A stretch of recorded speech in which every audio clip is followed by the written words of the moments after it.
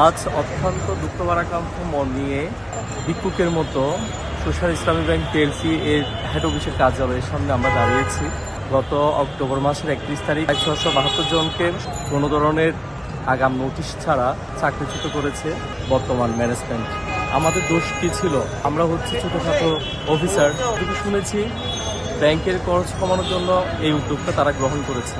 আমরা স্যালারি কত পাই? আমরা দূর দূরান্তে চাকরি করার পর আমরা কোনোভাবে আমাদের ফ্যামিলিটা আমরা মেনটেন করতাম, কিন্তু সোশ্যাল ইসলামী ব্যাংকের বর্তমান ম্যানেজমেন্ট আমাদের সেই চাকরিটা তারা নিয়ে নিয়েছে। জানি না কি দোষে আমাদের চাকরিটা নিয়ে নিয়েছে, যার কারণে এখন আমরা অনেকটা নিঃস্ব হয়ে গিয়েছি।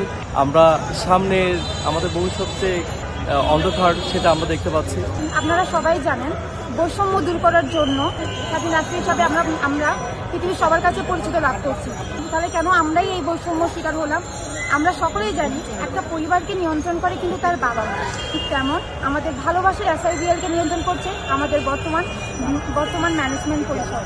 আমি আমার ম্যানেজমেন্টের দৃষ্টি আকর্ষণ করছি, আপনারা প্লিজ আমাদের প্রতি এত অমানবিক আচরণ করবেন না।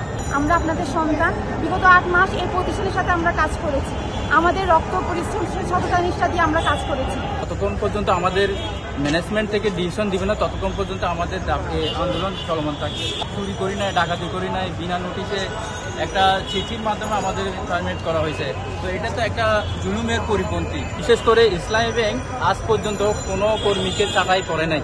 এই পর্যন্ত আমরা দেখেছি যে এই গত 3 মাস ধরে অক্লান্ত পরিশ্রমের মাধ্যমে ব্যাংকের স্বার্থের জন্য কেউ এক পা পিছপা হয় নাই। যদি আমাদের চাকরি আমরা ফেরত না পাই, তা আমাদের অনশন চালিয়ে যাব এবং যতদিন পর্যন্ত আমাদের চাকরি আমাদেরকে ফিরিয়ে দিবেন না, ততদিন পর্যন্ত আমরা এখানে অবস্থান করব।